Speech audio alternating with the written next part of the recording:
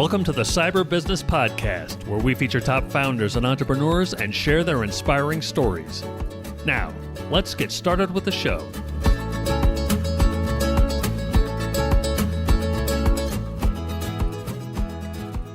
Matthew Connor here, host of the Cyber Business Podcast. Today, we're joined by Dana Kilcrease, CISO at Berkeley College. Dana, welcome to the show. Thanks for having me.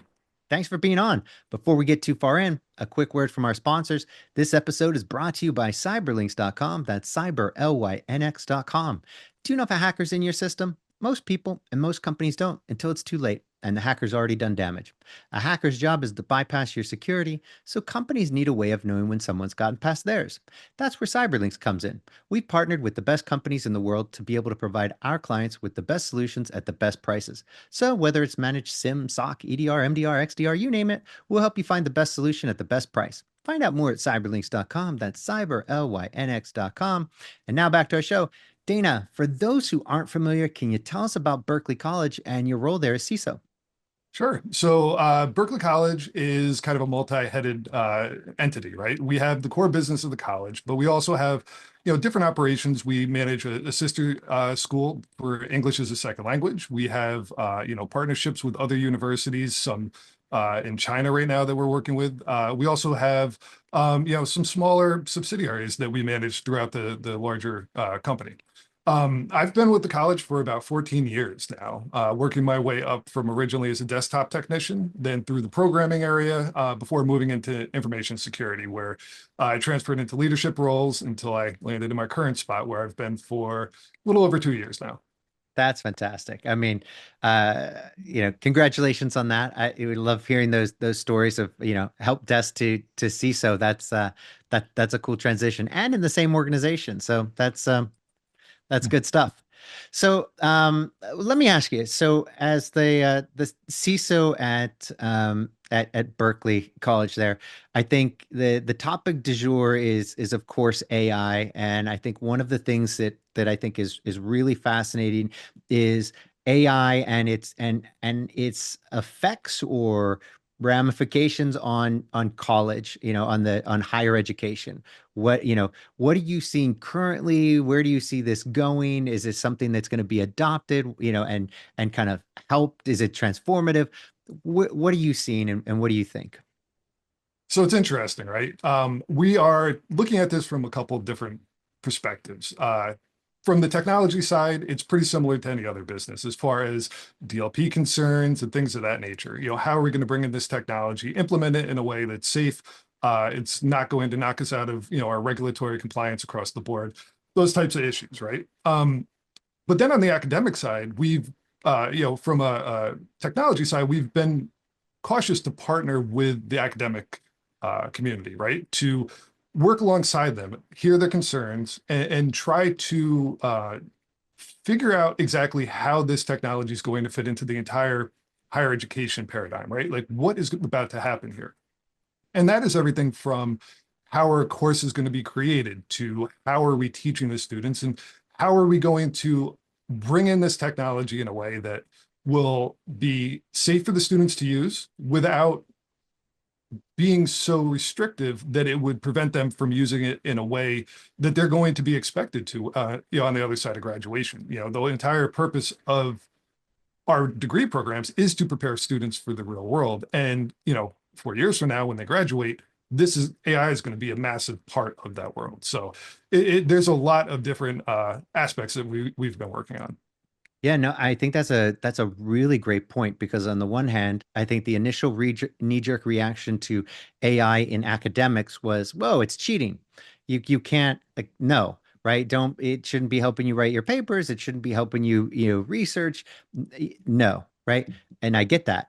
But now to your point of, if education is to help you, after education to get that job and be a more productive member of society, then how do you integrate that into kind of this is so transformative for education.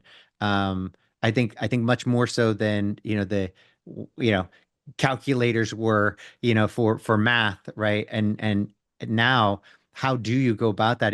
What's the discussion like now? Is there any kind of initial planning and kind of thoughts on where how you integrate this and where this might lead? No, absolutely, right. So we've been working, like I said, with the academic side on a lot of this. And, one of the biggest concerns is, how do we, if we want to see if somebody's using AI, how do we detect it? And unfortunately, for every step that AI is made and the detection mechanisms are made, there's 13 other products that have come on board that completely bypass them, right? So anything that we've tried to do to say, oh, it was this paper written by AI, we cannot use any technology to pinpoint. You know what? Let me back that up a little bit. Sorry. Yeah. So we've worked alongside faculty to see if we can help them identify areas where students might be using AI to cheat, right? Unfortunately, any of the technologies that are out there right now are just so unreliable to the point that there's nothing that we can do to say definitively whether or not a student has been cheating. Because for every technology that says we can help in plagiarism or whatever, there's 13 more tools that come on board that'll completely bypass it. So it's really been a matter of working alongside the faculty, setting expectations. What can we do? What can't we do? And really helping them get to a point where they have sat down now and they are reformalizing their academic integrity policy to say where AI will fit in, what you are allowed to do, and what the expectations are. Because again, we don't want to stifle the technology, right? We want students to be prepared for this new world. But at the same time, if it can write papers for you, it is kind of dangerous. Well, yeah, it's really interesting because on the one hand, if you rely on tech, if you take this like let's roll this back to an earlier stage of education, and if you say, hey, look, there's no reason for you to learn how to read because AI can just read it for you and tell you what it says. So then you're going to have an entire society of people who can't read. That is clearly a mistake, right? I mean, that's an obvious mistake. So what happens as you roll that forward though, right? Now, if at a higher level, is this simply a tool that can be used to, produce an outcome? And it doesn't matter how you get to the outcome. And like at work, right? So, back to your point of it's to prepare you for the real world. So in the real world, does it matter how you got to that? I mean, obviously, ethics, involved. Like you can't like, steal and cheat, but is this really cheating when it's a tool that helps you get to the outcome, a better outcome, right? At what point is it, you learn? It's kind of like I heard this thing, really interesting thing from Neil deGrasse Tyson. He talks about why we learn math, right? Why you learn. It's not to be able to do, advanced, algebra, right? It's not to because you'll probably never use it, right? And trig and calculus, you're not going to use it. It's about the way of thinking. So you're formatting your mind and being able to think in these ways. So it builds these critical thinking skills, this thinking skills. So that's really what it's for. Makes perfect sense. But then you apply that to a lot of other areas, and when the outcome is the paper or the research or it becomes really gray, right? This is a very gray area where does it matter if you got help? I know that traditionally we want everybody to do their own work, but that's not the real world, right? You don't live we don't work in a vacuum, right? There's you use whatever resource you can as long as it's not stealing from the competition, and even then we see that so it's a really interesting area that I'm fascinated to see where colleges are going to kind of fall with this is really fascinating. It is. And it's really, it's been interesting, right? Because one of the great parts about AI is that it allows a lot of people to really grow exponentially from their foundation. But to your point, if a student doesn't have that foundational level of critical thinking, Yeah. then is AI really going to be as helpful, right? If they can't look at what the AI output is, determine where maybe it's hallucinating or maybe it's incorrect in these other three areas, will it still be as useful? And how do you teach that, right? And it's really been interesting to say, not just how we're teaching, but like what we're teaching and like what is that outcome and how do we get students to that point where they're going to be able to perform whatever duties are at the tail end of that degree program. Yeah. No, and I think that's really interesting because you what we're seeing now. So you look at like programmers, right? They're developing code, and the interesting part is you can't simply, give this to some LLM and say, okay, great, do it, and drop it in. It can't write your entire. It can't create your entire app. It doesn't even think about the security implications of what it's doing, right? So, and of course that will change, and there are going to be different models that do that and integrate that stuff.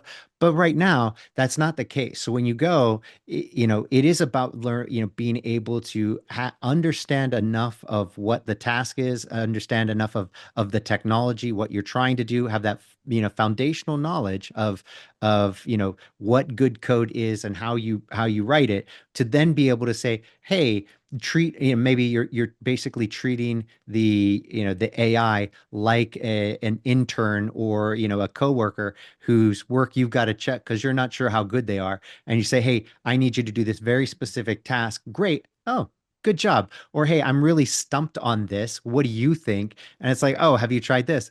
Oh, great idea. So those are great tools. But I think the abuse end of it comes where it's like, write me a paper on Moby Dick. Cool. Okay, here's your paper. Boom. And now you didn't even read it and you hand it in. You didn't read Moby Dick. You didn't learn from it. You didn't think about it. You've gained nothing from it. And so, I mean, it takes me back to the old army days of, when you're working out, you're only cheating yourself. That is the thing that we would, say when somebody's not giving their all, they're not doing their push-up, they're not, they're falling out of the run. You're only cheating yourself, right? Because if you're not putting in the effort and the work, ultimately you're just hurting yourself, right? So where does But that put schools? Yeah, go ahead. a counterpoint to that, which I've discussed with faculty and probably hasn't been the best, hasn't been well received sometimes, is in my personal life, one of the things that I really use AI for, and I lean on it a lot, is, there's always, if you go on LinkedIn, you go anywhere else, you're going to see 85 book recommendations, and there's no way you're going to be able to read all 85 books Yep. at any point. So I've really gotten a habit of taking these books, having AI summarize it, extracting the key points. And even though I'm not reading the entire book, I'm getting an idea of what it is. I'm getting an idea of the key points, and I'm walking away with a baseline knowledge from each one of them. So I'm Yep. doing that for 85 books instead of sitting down and maybe reading one. Yeah. So, looking at students, it's, well, okay, so reading Moby Dick, what are we trying to get you to take away from it? And then if you sat down with AI, summarized it in a way that would allow you to get the key points, what's the main ideas, what's the general storyline, and you could do that in an hour instead of taking, a day or two to read the book. Is that the worst thing? And is that even more so indicative of actually what the future is going to be like for them? I think it's interesting because I think that comes down to the specific subject, right? I think this is going to vary from subject to subject. I mean, imagine you use this in an ethics class, right?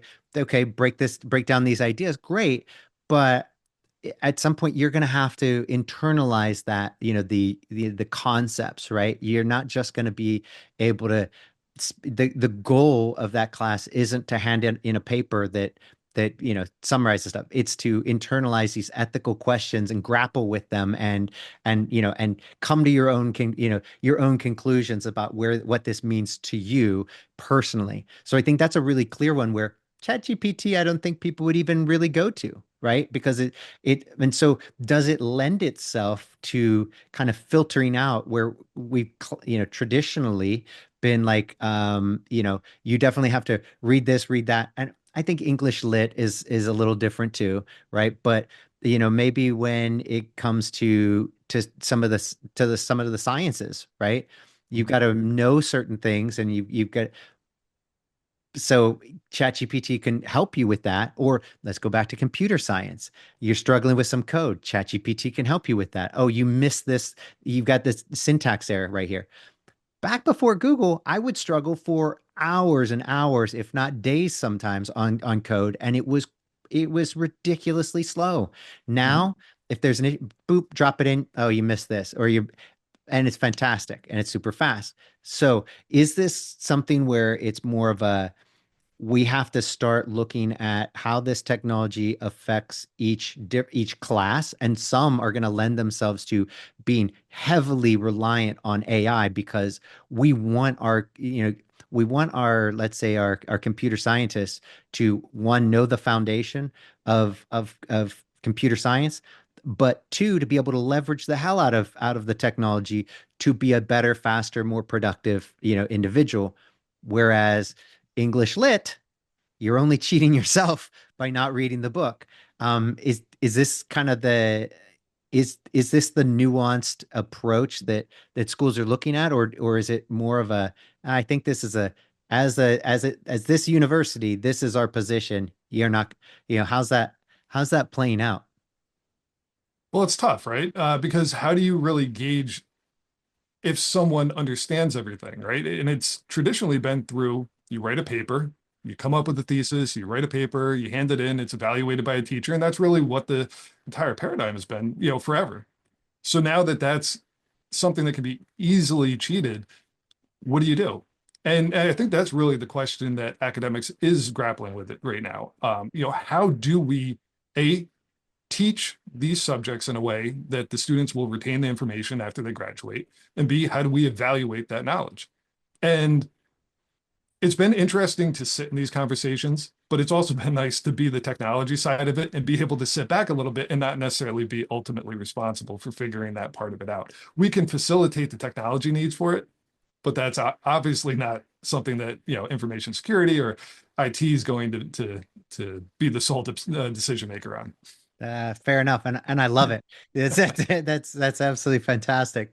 So, and I think we could talk about AI, all day, and I Yep. and I don't think we'll get to an end point, but I do think it's really fascinating how it's changing things, and how I think we were all relatively, I don't want to say scared, but I think it was a bit, I think everybody's a little shell shocked when ChatGPT came out, and now it became very clear that you might be out of a job in the near future. To now, I think it's pretty clear to most people that it's really much more of a force multiplier than, kind of a force eradicator. We're not going to be replaced by AI anytime soon, in most jobs, right? It is going to help in a lot of in most jobs. It's going to help, and in some, it's going to displace workers.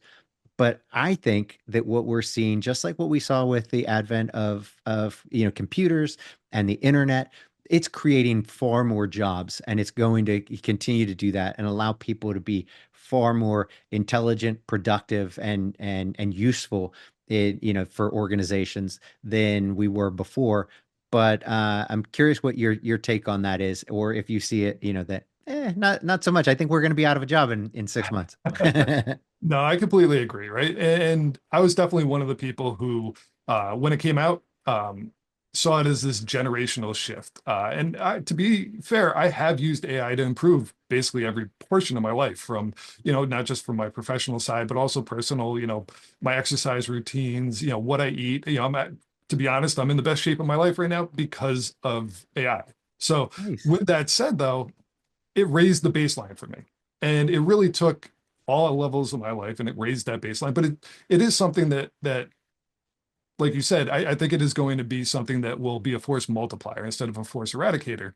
And what we're seeing is, concerns like, from a security standpoint, well, the attackers are going to all of a sudden be supermen and be able to, run wild, with nobody can stop them. Well, now we're seeing basically every single company has obviously come out with AI enabled functions in their functionality in their products.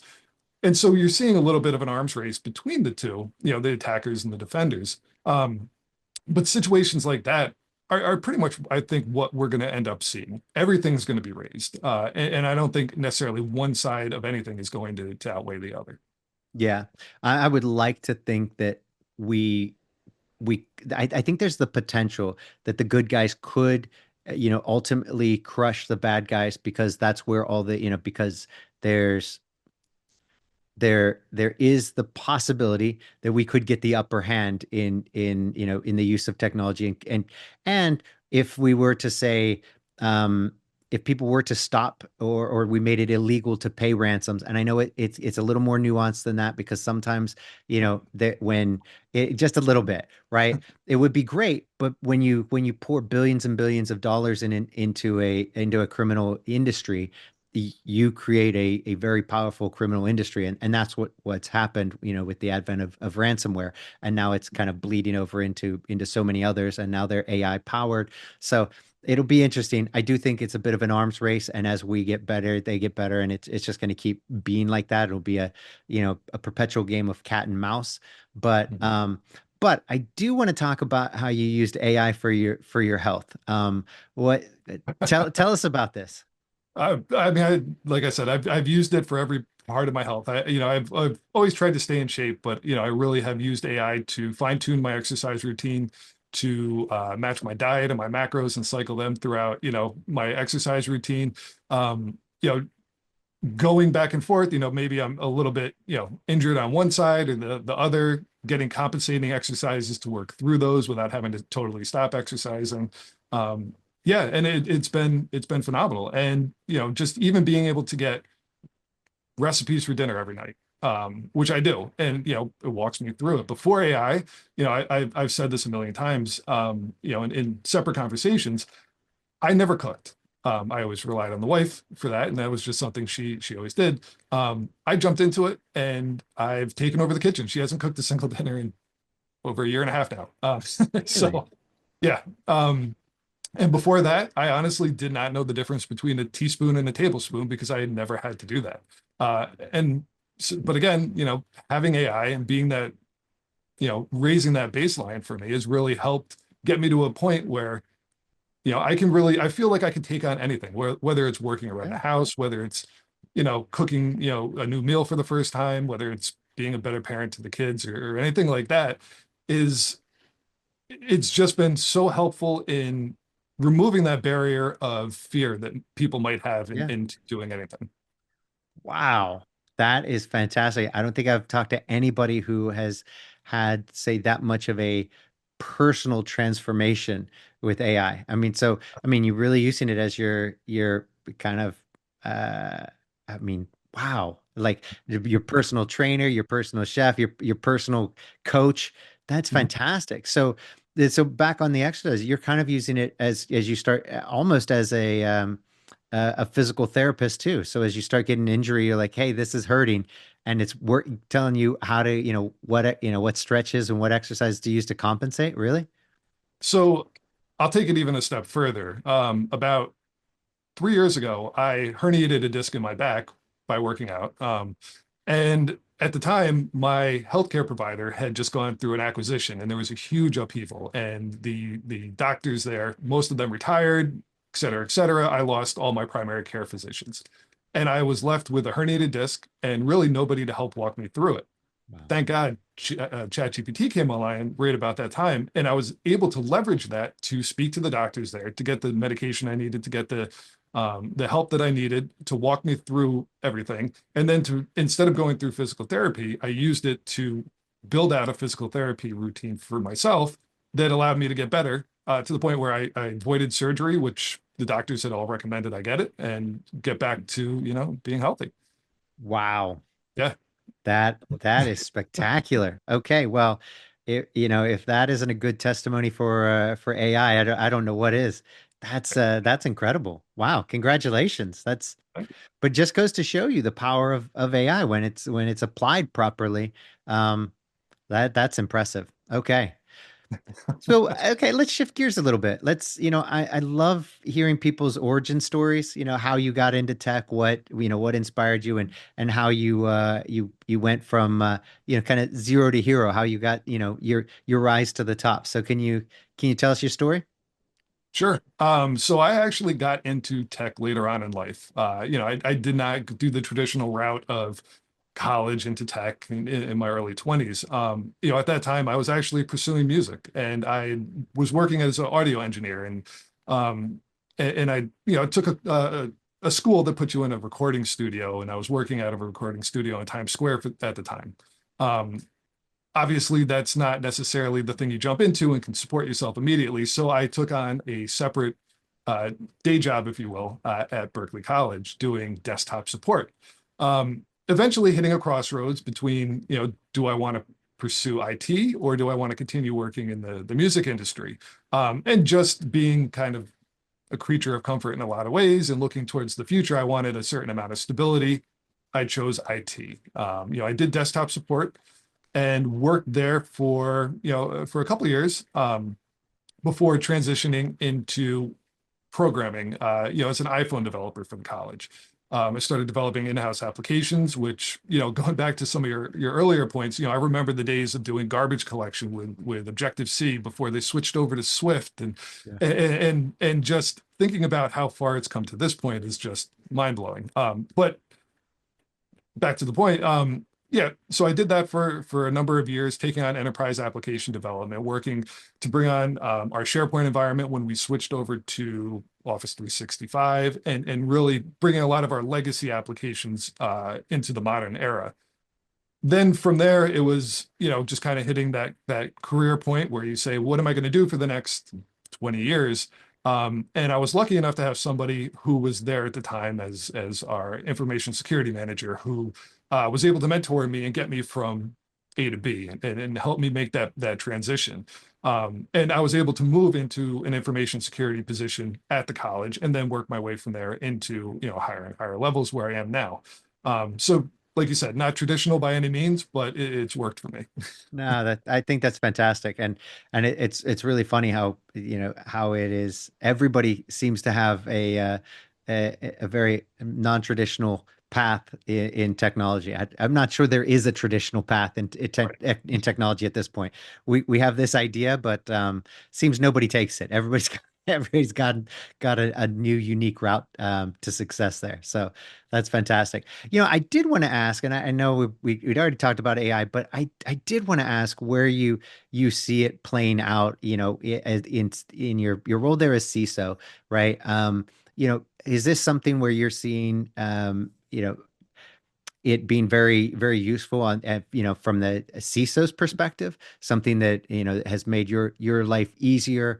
And do you see it being something, where do you see it being implemented, kind of moving forward, in the security, industry? No, absolutely. I think that a large portion of what I'm seeing now is that AI is becoming more ingrained into everything. And by that, I mean, it's not something where I wake up and I say, well, I have to use AI for this. I have to use AI for that. It's more of the functionality of, basically every tooling that we have is being enhanced by AI in some capacity.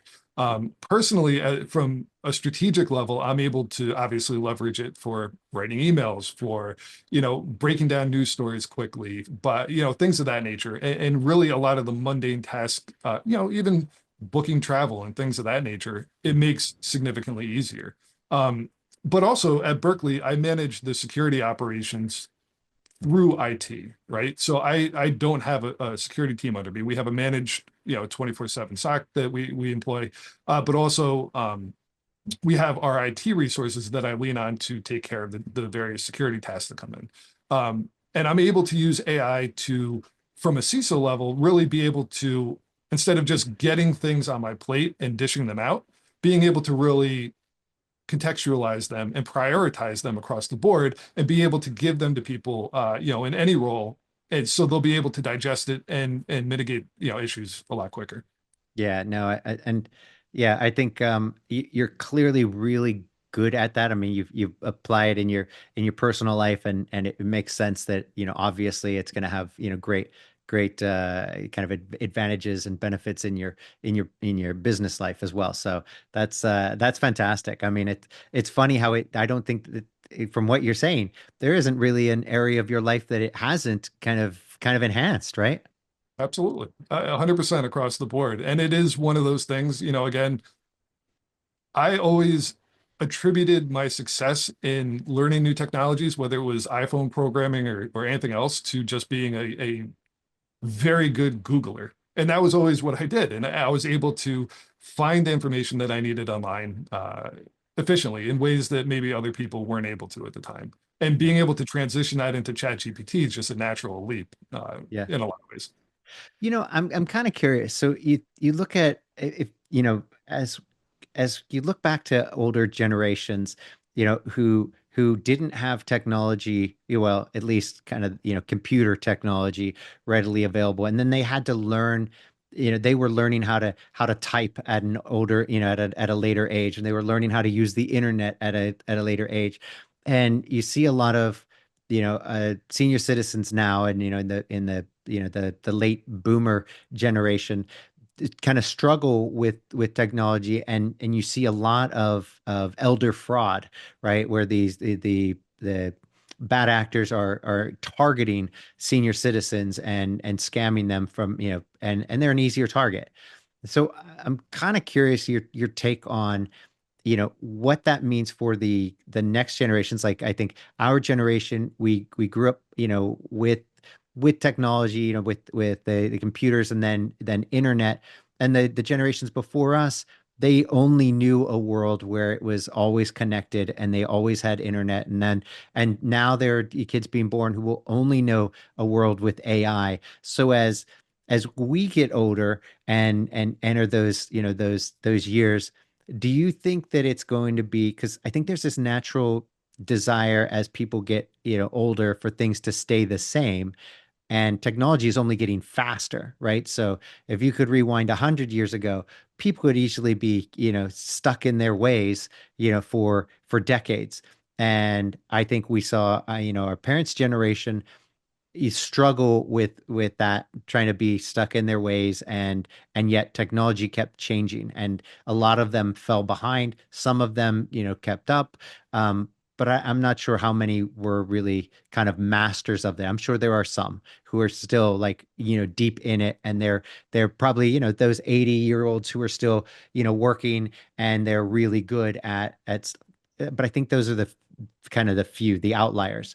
What do you see happening, as the generation X and the younger generations, continue to age, and technology continues to advance at this, massive pace? What do you think that's going to, how is that going to affect the human aspect of wanting things to stay the same when nothing's going to stay the same? Take a quick drink of water. Yeah.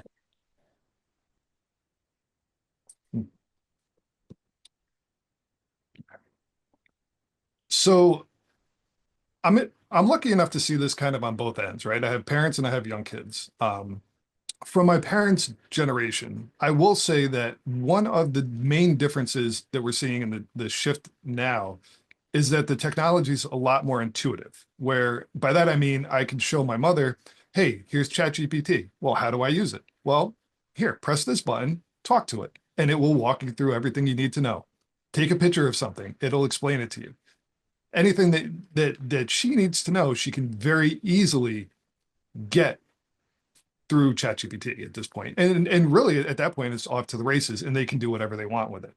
Yeah. As a parent, I have two young kids under 10, and they've taken to technology quickly, obviously, growing up in my household. And it's always been a struggle, do we give them an iPad? Do we, make them read physical books instead of giving them a Kindle, and all that type of stuff. But as far as AI is concerned, one of the real striking things that I've seen was that I'm able to give my children ChatGPT on my phone if they have a question. And a lot of times they'll say, hey, Dad, can I talk to your phone for a second? And I'll put it on and they will talk directly to it. And I'll sit there and I'll listen to the conversation, and they have an ability to be a lot more open with ChatGPT and AI than they would be talking to their parents or maybe anybody else. And they'll have long conversations about things that happen in school or concerns that they might have about growing up, because being a young kid is really tough. And one of the biggest benefits that I've personally gotten from watching this is that at the end of it, they'll have a 20-minute conversation with ChatGPT about something. I could say, well, great, thanks, get my phone back. And then I could say, hey, this is their parent again. Is there anything I need to know about your conversation? Anything I should watch out for? Any way I can help out or be a better parent in this situation? And it will break down the context of the conversation they had and say, hey, maybe watch out for these things, or, here's a couple different suggestions on how you can help them through their journey a little bit better. So, again, it's one of those things where I think that there are just a ton of opportunities presented with this technology that weren't there, at the advent of the internet or other, technology, shifts that we've seen in the past 20, 30 years. Wow, that is super cool. And once again, first time I'm hearing anybody talk about something like that, and that's just fascinating. That is that is so cool, and such a good use of AI once again, and for kids to adopt it like that. And that, like, I mean, they were great at adopting the iPhone. It only makes sense when you get to use a technology at a younger age. And I think you make a brilliant point that AI is so much easier to interact with than the technology of 20, 30, 40 years ago, where it was very difficult and very technical and very specific. So no, this is that's fantastic. That's exciting stuff. And I think it's going to be really interesting to see. That sounds like a huge benefit. Unlike where, kids get sucked into TikTok or Instagram, where it's kind of mindless and a big time suck. And then there's the whole dopamine, aspect of it. And it's just, and then they're missing social, interactions because of it. And that Right. this seems like a massively positive thing, where you've got a kid who's willing to open up and talk to AI in a way that they might not talk to a person, and get actual advice and feedback. Freaking brilliant. Yeah, That's absolutely. super exciting. Geez, Dana, this has been absolutely fantastic. One of my favorite conversations of all time. This is absolutely incredible. Can't thank you enough for coming on. But before we go, can you tell everybody where they can find out more about you and more about Berkeley College? Sure. berkeleycollege.edu. We're online. And I am on LinkedIn. Feel free to reach out and connect. Fantastic. Thanks, Dana. Until next time. Absolutely. Thank you. Thanks for listening to the Cyber Business Podcast. We'll see you again next time, and be sure to click subscribe to get future episodes.